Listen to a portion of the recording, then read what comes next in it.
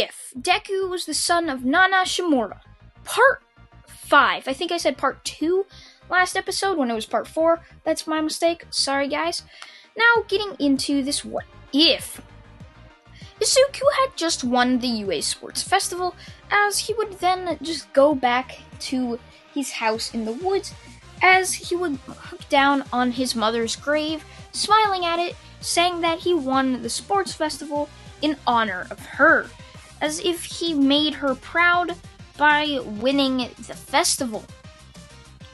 Now, from there, Izuku would walk into school the next day, as Aizawa would tell them that they have to do a test, and that this test will determine whether they will go on to a summer trip or go to summer camp or summer school.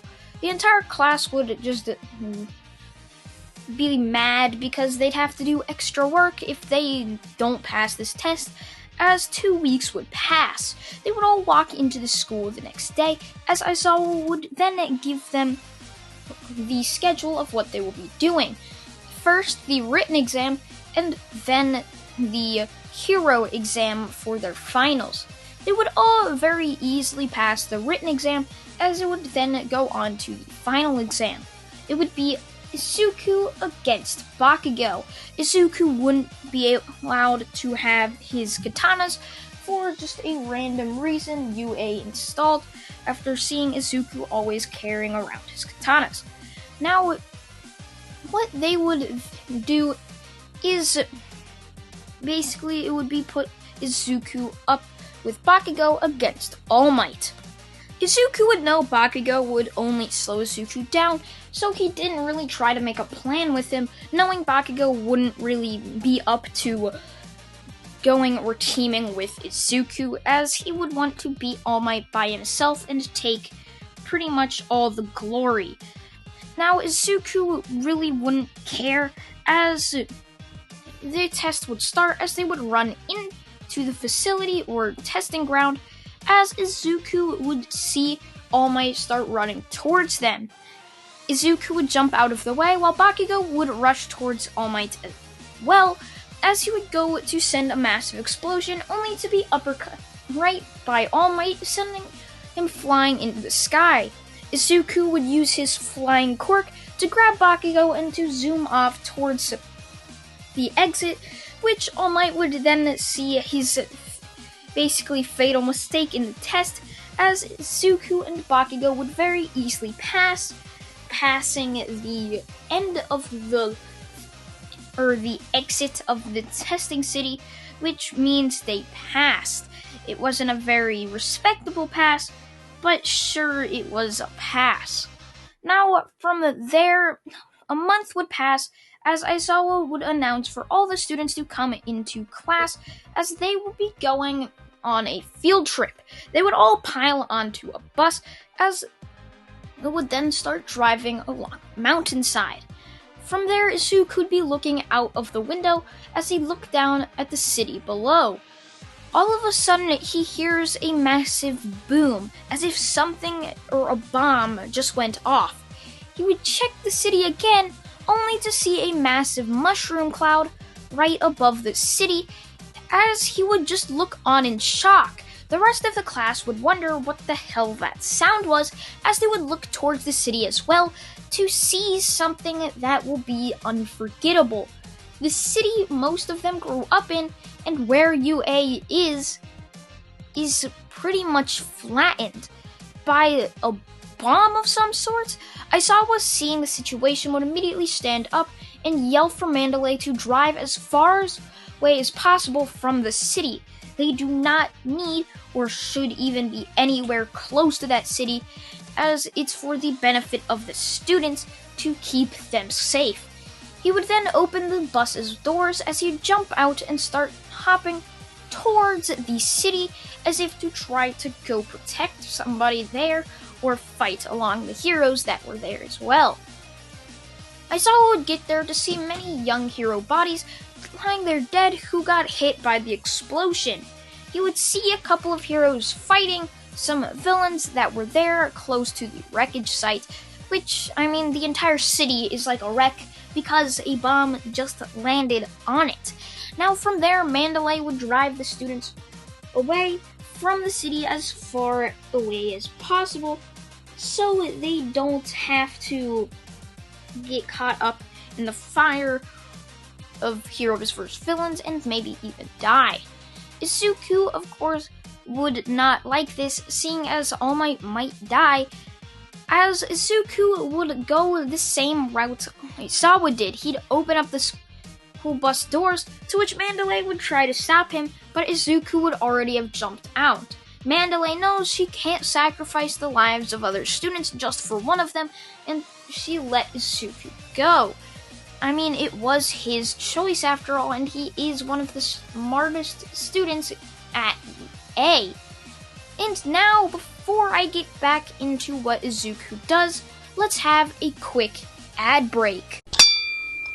Are you interested in buying yourself some My Hero Academia merch? Some amazing hoodies, shirts with your favorite character on it? From Izuku Midoriya to Shoto Todoroki, Bakugo Katsuki, and Himiko Toga. Go click the link in my description box now and get some awesome discounts from 17% up to 48% off. They offer you free shipping as well. So, what are you waiting for? Link in the description. Now that the ad is over, we can get back into this what if.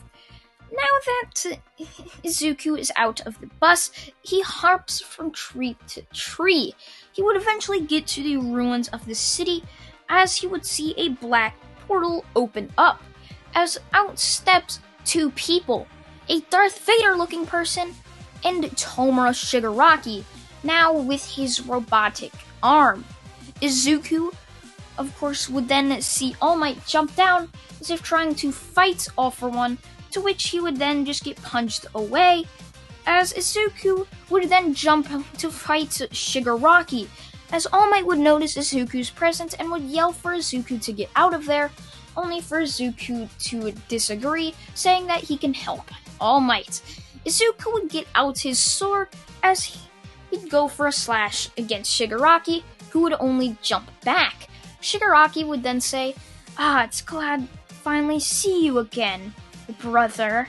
Izuku would only look at Shigaraki as if he was just weird, as Izuku would then say, "What the hell do you mean, Shigaraki?" Shigaraki would then just look at him with a dissatisfied face as he'd say, "Oh, so mother didn't tell you? That's quite sad. She had a son before you, Izuku. When she found out what my quirk was, she abandoned me. That's quite sad, isn't it? It's a shame I had to kill her." "You're lying!" Izuku would say, as Shigaraki would only smile right back to him, as he'd just look on as he'd say, "No, I'm not. You are my brother, Izuku, the one and only." Izuku would get out his katana once more, as he'd go run right at Shigaraki with a slash with pure rage, saying, "She wasn't the type of person to do that! You're lying!"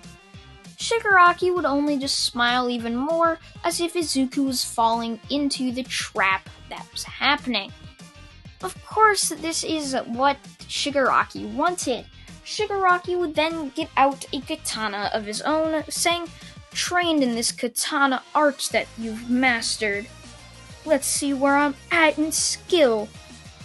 Shigaraki would go for a downward slash, with Izuku easily blocking it, to which they would then go into an attack-block fight. Izuku would look on at Shigaraki, telling him he's weak, to which Shigaraki would then just say, "No, you're the weak one, Izuku."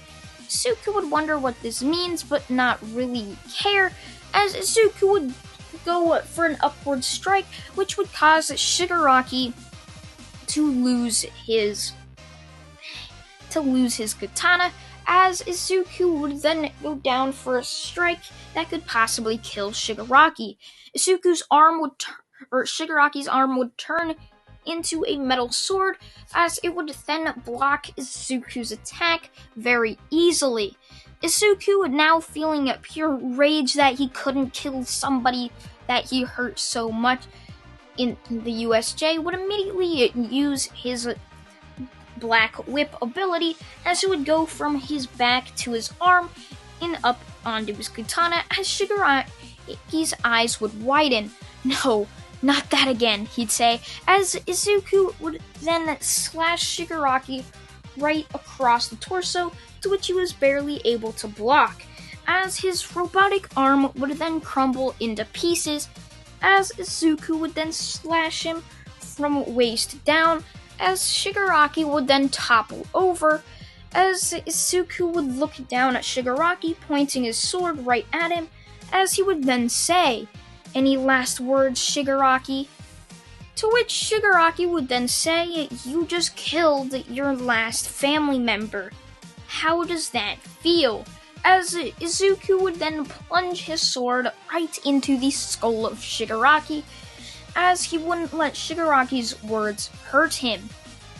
Izuku would then look on to see All Might struggling against All for One, as Izuku would jump towards them, throwing his sword as it hit All for One's helmet, making it loose, as Izuku would then jump in and punch All for One's helmet off, grabbing his sword in the process. From there, All Might and All for One looked practically even, both fighting as if their next punch could be their last. Izuku would then jump out from behind All for One and trying to stab him, only to get punched across the city, as this would serve as a distraction to All Might, who would then get punched in the face as he would flown back into the rubble, as he would start coughing up blood and then poof into Small Might form. Izuku would then be forced to watch in horror as All for One would plunge his hand into All Might's chest, pulling out his beating heart, as Izuku could see the heart slowly stop beating. From there, Izuku, now completely enraged, as his eyes would start glowing black just like it did in the USJ, as he would rush right towards All for One, and with one slash would decapitate him very cleanly and easily.